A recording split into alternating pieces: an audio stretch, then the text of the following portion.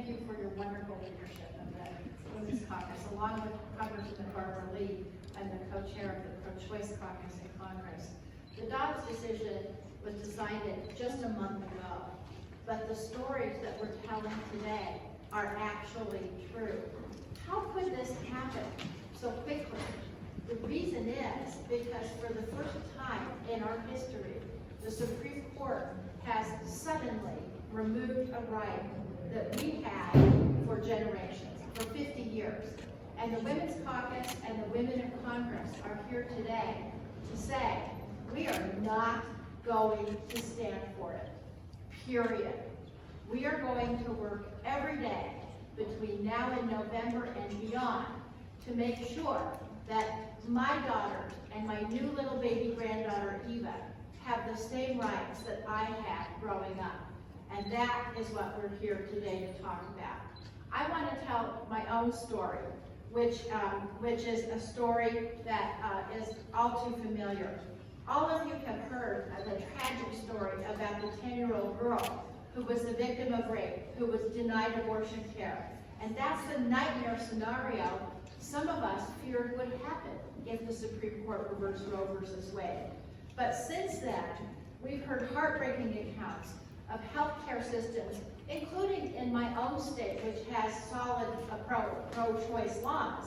But because of people coming in from other places, the healthcare systems are overwhelmed. Patients are being denied care, and women are being forced to carry unwanted pregnancies to term. In Texas, a woman who was denied treatment for a miscarriage under her new state's abortion law was forced to carry her dead fetus in her womb for 2 weeks. Another woman who had survived a sexual assault chose to be sterilized after the state's new abortion ban took effect so that she wouldn't be forced to give birth to a rapist baby, just in case she ever got raped. I ripped my organs out, the woman said. It's sad that I can't have kids, but it's better than being forced to carry a child.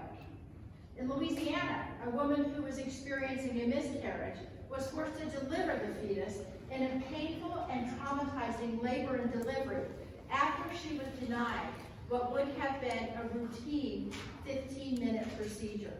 Telling her she would have to be induced and push out the fetus was one of the hardest conversations I've ever had, her doctor said afterwards.